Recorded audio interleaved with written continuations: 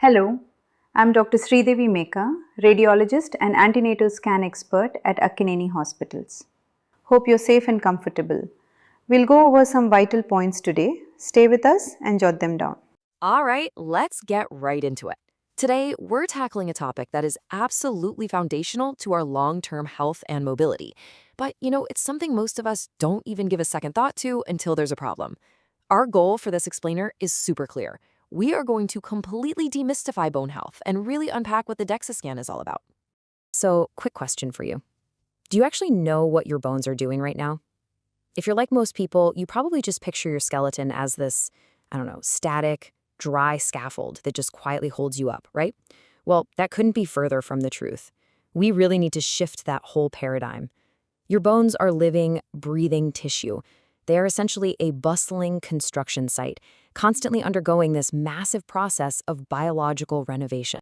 To make sure we really grasp how all this works, here's our quick roadmap for today. First, the secret life of bones. Second, meet the DEXA scan. Third, decoding your bone scores. Fourth, who should get scanned. And finally, preparation and next steps. Okay, part 1, the secret life of bones, the constant renovation. Before we can even talk about medical scans, we have to understand the underlying biology of how our bones grow. And honestly, the most interesting part of this is a single number, your late 20s. That is the exact age we hit our peak bone mass. You spend your entire childhood and adolescence aggressively building up the skeletal bank account. But after your late 20s, well, that's exactly when the biological plot twist begins, and the whole dynamic of your bone renovation starts to shift. Inside you right now, you literally have two cellular teams battling it out. On one side, we have osteoblasts. Think of them as your body's construction crew. They're the ones building new bone. On the other side, we have osteoclasts, the demolition crew that breaks down and reabsorbs old bone. Now, when you're young, those builders are working overtime, easily outpacing the demolition crew. But as we age, past those peak 20s, the demolition crew slowly but surely starts working faster than the builders. And certain life events can seriously disrupt this delicate balance. For women, menopause is a massive catalyst for this. Menopause triggers a dramatic drop in the hormone estrogen. And why does that matter so much? Because estrogen acts as the manager that usually keeps that demolition crew in check. When estrogen drops, those osteoclasts go into absolute overdrive. This specific chemical change leads to a progressive drop in bone mineral density, which eventually culminates in conditions like osteopenia and osteoporosis. Moving right along to part 2, meet the DEXA scan, the gold standard solution. So if our bones are quietly losing density, we need a really reliable way to see what's happening inside that biological construction site, right? Enter the DEXA scan. It stands for Dual Energy X-ray Absorptiometry. I know, total mouthful. But the concept is actually incredibly elegant. The scanner just passes 2 low-energy X-ray beams through your body. By measuring the difference in how your bone absorbs those beams compared to your soft tissue, the machine calculates your exact bone mineral density in grams per square centimeter. It is highly accurate and incredibly reproducible. Now, if you're someone who suffers from scan anxiety, that dread of being stuck in a loud, claustrophobic medical tube, listen to this. 15 to 30. That is the number of minutes the entire DEXA scan actually takes. It's phenomenally fast and completely painless. You literally just lie there. And let's address the other big elephant in the room, radiation. The DEXA scan uses only 1/10 of the radiation you'd get from a standard chest X-ray. To put that into perspective for you, that is way less radiation than you're exposed to just by walking around outside on any given day. So it is incredibly safe. So where exactly is the machine looking? Well, standard DEXA scans measure very specific target zones for very specific reasons. They check the lumbar spine, that's your lower back, because it's the absolute most sensitive area for detecting early bone loss. They look at the hip because, honestly, that is the most clinically important site for predicting really devastating fracture risks. If those areas can't be measured for some reason, they'll scan your forearm, and increasingly, some places even use a whole-body DEXA scan to give you a super accurate breakdown of your body's fat and lean muscle mass composition too. All right, part 3. Decoding your bone scores, cracking the medical code. Imagine you've just had the scan and your doctor hands you a piece of paper filled with negative numbers. It can look terrifying. Let's crack that code together so you actually understand your results. You'll see 2 different types of scores, T-scores and Z-scores. It's super important not to mix these up. The T-score compares your current bone density to the peak bone mass of a healthy young adult. Remember that 20-something baseline we talked about? That's your T-score benchmark. The Z-score, though, compares your bone density to someone exactly your age and sex, basically asking, how are your bones doing compared to your peers? Z-scores are especially crucial for premenopausal women, younger men, and kids.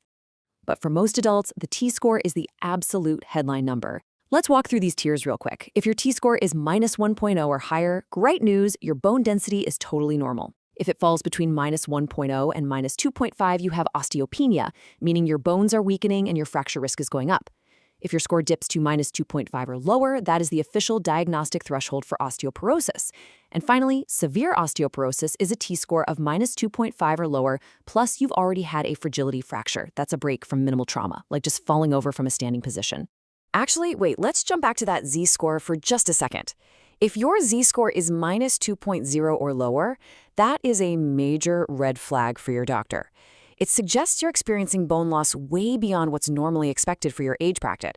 When doctors see that, it immediately prompts them to investigate secondary causes, meaning there could be another underlying medical condition driving that bone loss that needs to be addressed ASAP. Okay, so you have these static DEXA scores. Now what? Well, doctors use something called the FRAX calculator, the Fracture Risk Assessment Tool. It takes your DEXA scores and combines them with your personal clinical risk factors, things like your age, weight, and family history. The FRAX tool acts like a medical crystal ball, estimating your actual percentage probability of suffering a major osteoporotic or hip fracture over the next 10 years. That probability is exactly what guides your doctor in deciding, hey, do we just need some lifestyle changes here, or is it time to start protective medication? Section 4. Who should get scanned? Knowing your risk. Now that we've got the mechanics and the math down, how do you know if you or maybe your aging parents actually need to go get this scan? The general guidelines are pretty straightforward. It's recommended for all women aged 65 and older and all men aged 70 and older.